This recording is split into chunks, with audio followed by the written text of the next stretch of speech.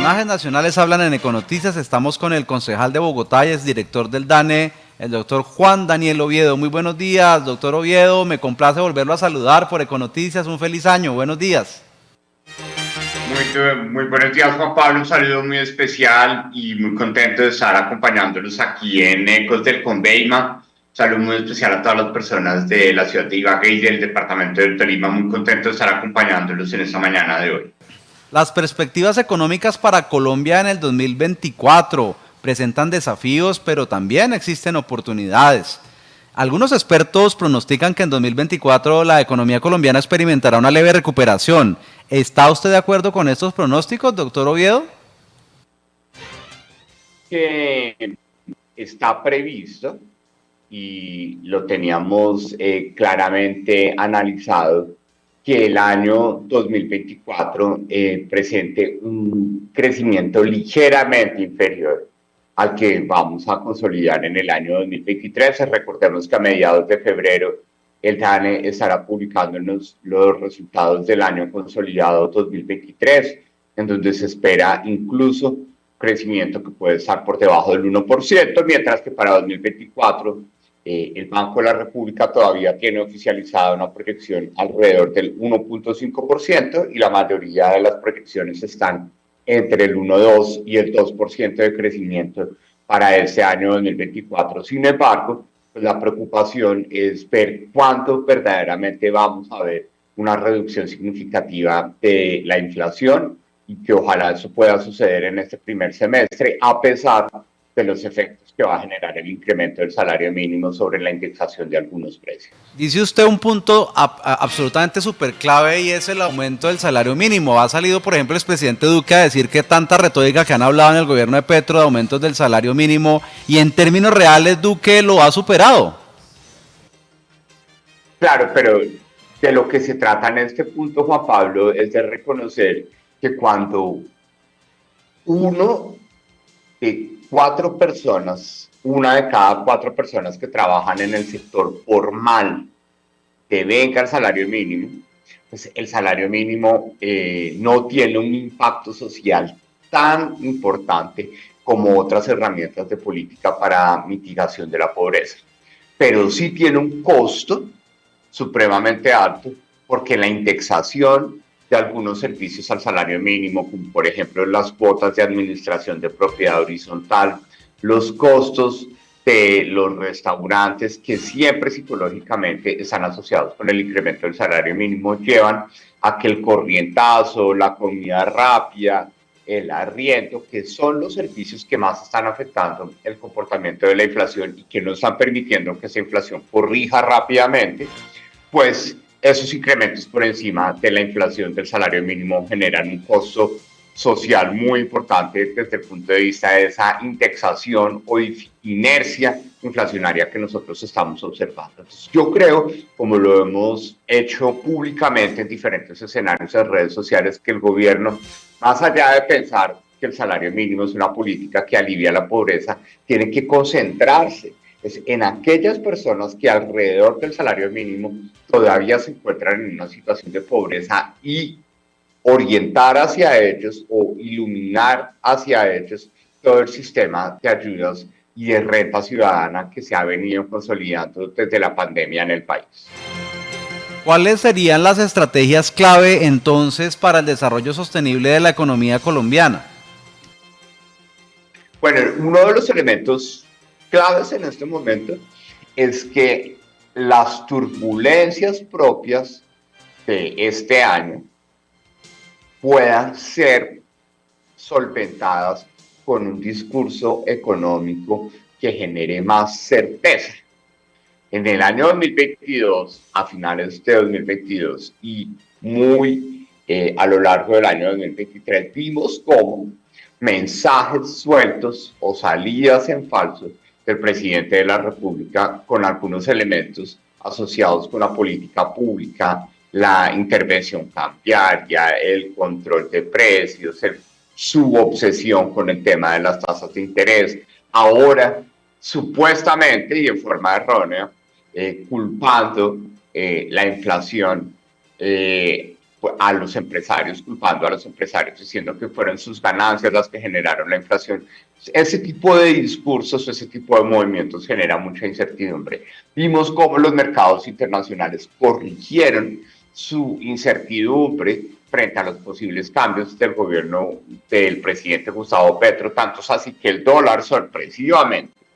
cuando pensábamos que iba a tener un piso de 4.400 o 4.500 pesos después de ese brote del precio del dólar por la incertidumbre del discurso del presidente Gustavo Petro, pues estamos viendo incluso un dólar por debajo de 4.000, a veces por encima, pero casi siempre con un piso natural de 4.000 pesos. Entonces, la primera medida, Juan Pablo, es que podamos tener un discurso económico sensato que genere incertidumbre y que no estigmatice desde el punto de vista ideológico medidas de política pública que son importantes en el país. Segundo elemento que coincido con muchos analistas que convergen en este tema. Necesitamos que la obra pública, la construcción de infraestructura, de puentes, de hidroeléctricas, de redes eléctricas, de carreteras, de túneles, sea un elemento que inyecte recursos a la economía como lo ha venido haciendo desde aproximadamente 2014 hasta el año 2019. Necesitamos que la infraestructura civil sea un elemento multiplicador de crecimiento. No todo el empleo se genera en la infraestructura civil, pero hay unos encadenamientos hacia adelante que permiten generar más empleo y más oportunidades de ingreso para que los hogares salgan de la pobreza. Tercer elemento. Bueno, ¿qué sectores de la economía podrían impulsar, doctor Juan Daniel, el crecimiento y la productividad en el país? ¿Cuáles atraerían inversión extranjera y qué dirección debe tomar el país para reactivar el rubro de la inversión? Bueno, yo creo, Juan Pablo, que en este punto reactivar el rubro de la inversión pues requiere las medidas que nosotros teníamos mencionado, es decir, certidumbre en el discurso y en primer lugar lo que necesitamos es recomponer el entorno de inversión para los empresarios en el país. Una de las reflexiones más importantes que yo hago en mis análisis económicos es ver cómo el ahorro como proporción del PIB entre 2019 y 2022, si bien todavía está por debajo de lo que teníamos en el año 2019, gran parte del ahorro se encuentra concentrado en el sector empresarial, que no ha convertido ese ahorro en inversión, sector empresarial doméstico, que no ha convertido ese ahorro en inversión, porque sí, tenemos unas tasas de interés altas, pero tenemos una incertidumbre en la política pública. Entonces, reactivar la inversión en este momento en el país requiere reactivar o fortalecer los componentes domésticos, en donde paulatinamente, en la medida en que la inversión doméstica o la inversión nacional mejore, el entorno país va a ser mucho más atractivo para inversionistas internacionales. Bueno, pero sectores, por ejemplo, como la construcción, ¿cómo se han afectado la falta de subsidios BIS en Colombia? Incluso en el gobierno Duque había no BIS, ahora ya no hay esa oportunidad. La construcción jalonaba muchísimo el PIB en el país. Este es un tema crítico y yo creo que desde Bogotá y particularmente en el Consejo estamos muy interesados en que como ciudad Bogotá pueda ser ejemplo para otras ciudades capitales de cómo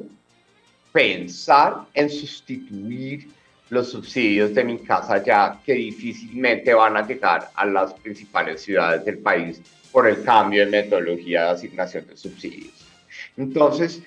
ese prejuicio o ese estigma que se ha generado alrededor del sector privado por esa posición ideológica del presidente Gustavo Petro, que considera que los privados solo buscan su beneficio propio y no el beneficio de toda la sociedad, pues en este caso para el sector constructor ha sido nefasto, pues esa falta de confianza, porque todos sabemos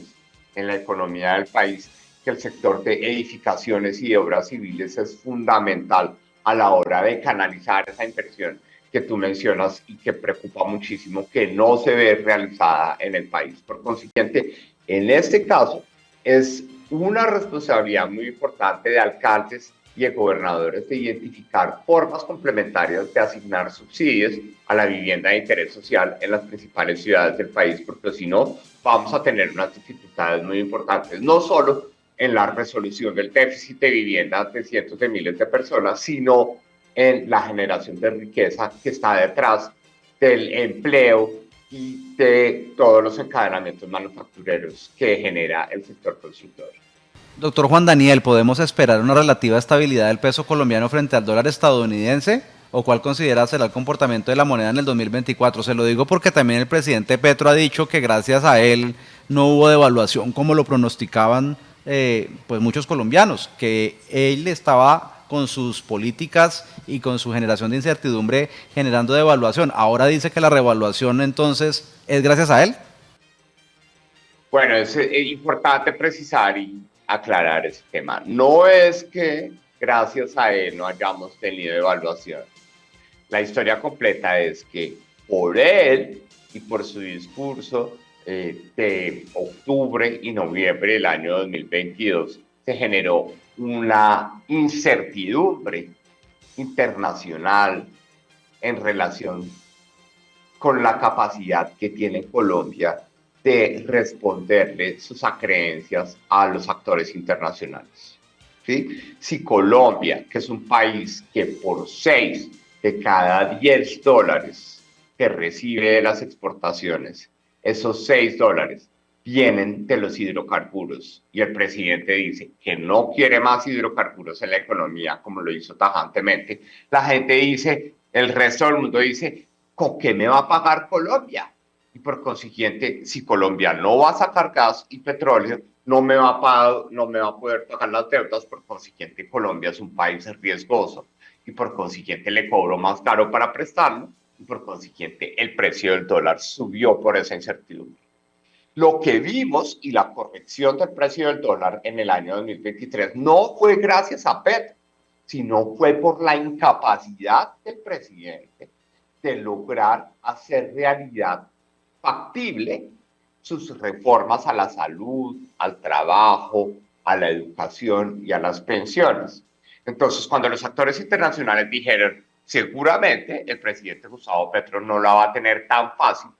para incorporar rápidamente de un día para otro ese paradigma ideológico y progresista que tiene en la economía con un discurso antiempresa, los actores internacionales se calmaron y dijeron, bueno, Colombia tiene un sector privado fuerte, tiene un sistema de pesos y contrapesos con la justicia y el legislativo muy importante y por consiguiente vamos a seguir confiando en que Colombia no va a cometer esos errores implícitos en esas apuestas a la deriva, como dejar de explotar una fuente muy importante de riqueza y de subsidios para las personas en situación de pobreza, como es la riqueza del subsuelo del país.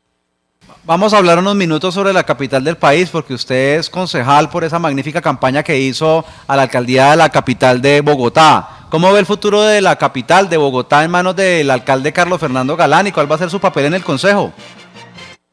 Bueno, yo creo, Juan Pablo, que por fortuna para todas las personas de Bogotá se están respirando aires de optimismo. Es importante reconocer, primero, que el alcalde Carlos Fernando Galán llegó a la alcaldía con una mayoría contundente. No habíamos visto en las últimas 3 elecciones pasadas que el alcalde fuera refrendado por una mayoría, sí, porque el 49.7% es una mayoría de los habitantes de Bogotá. Desafortunadamente, pues nosotros teníamos el convencimiento de llegar a la alcaldía a través de una segunda vuelta y no se consolidó por ese miedo que generó la intervención del presidente Gustavo Petro en los habitantes de Bogotá, cuando Petro empezó a decir que el metro, que iba a ser un referendo sobre la primera línea del metro, y Gustavo Bolívar, pues era visto como la personificación del presidente Gustavo Petro en Bogotá, y eso no nos permitió llegar. Pero lo que sí es importante resaltar es que el alcalde en su discurso de posesión retomó en una actitud convergente, llamémoslo así, las prioridades de la ciudad que discutimos en la campaña desde diferentes fuentes y resaltó claramente cómo las prioridades de seguridad, movilidad plan de reactivación y de lucha contra la pobreza y de lucha contra la corrupción, que fueron 4 frentes comunes que tuvimos él y yo en campaña, pues verlos visibilizados es una oportunidad muy importante de unir esfuerzos para resolver los problemas de la ciudad. Y en esas 2 primeras semanas, obviamente no se puede hacer una evaluación concienzuda, pero sí existe consistencia de un equipo de gobierno muy preparado con un marco de prioridades de las actuaciones del alcalde que muestra o lo muestra preocupado por la movilidad, por la seguridad y por las condiciones que vamos a tener de convivencia en el espacio público. ¿Y cómo ve el futuro de Ibagué, donde hay 2 mandatarias, alcaldesa de Ibagué, gobernadora del Tolima? Ayer se reunieron por primera vez en el Palacio Municipal de Ibagué para sacar adelante la capital musical, a pesar de que son de 2 grupos políticos distintos. Algo parecido a lo que le pasa a usted con Carlos Fernando Galán. Bueno, yo creo que es una oportunidad maravillosa y como lo hemos visto, Juan Pablo, Ibagué y el departamento del Tolima tienen unos desafíos supremamente importantes a la hora de repensar cuáles son las fuentes de generación de empleo y de crecimiento. Uno de los puntos claves que seguramente vamos a estar compartiendo en una reunión que tendremos en el mes de febrero, a la cual hemos sido invitados por parte de la alcaldía de Ibagué, queremos transmitir un mensaje sobre la importancia de entender mejor los encadenamientos productivos que existen, por ejemplo, entre Bogotá e Ibagué y Neiva, para que nosotros podamos establecer a partir del reconocimiento de esos encadenamientos productivos cómo podemos trabajar o juntar mejor los sistemas económicos de Bogotá, Ibagué y Neiva para generar más empleo tanto en Ibagué como en Bogotá como en Neiva y al mismo tiempo generar un espacio en el que el sector privado, la academia, la sociedad civil y el liderazgo de la alcaldía y la gobernación permitan rápidamente que podamos encontrar fuentes alternativas de generación de empleo y aislar a Ibagué particularmente del fenómeno de informalidad laboral, como lo vimos, que sigue siendo preocupante, como lo vimos el día de ayer con los resultados que publicó el DANE en materia de informalidad. Querido Juan Daniel Oviedo, exdirector del DANE y concejal de Bogotá, gracias por estar hoy en Econoticias. Usted es muy amable y queremos invitarlo también a escribir 1 o 2 veces al mes para ecosdelconveymapa.com durante este 2024, si es tan amable. Claro que sí, Juan Pablo, ya pasada la campaña y ahora en ejercicio de mi curul como concejal en el marco del Estatuto de Oposición con una oposición constructiva, pues vamos a estar muy contentos de compartir esto y sobre todo de poner sobre la mesa la importancia de los encadenamientos económicos entre Bogotá y Ibagué para que generemos oportunidades, sobre todo de empleo joven y en nuevos perfiles para los estudiantes de una ciudad universitaria tan importante como lo es Ibagué. Muchísimas gracias, un abrazo. Ya viene el ping-pong político en contados instantes, la senadora Paloma Valencia Lacerna. Ya regresamos. La información al detalle en Econoticias. Contraautor te ofrece transporte con calidad y seguridad certificada. Contamos con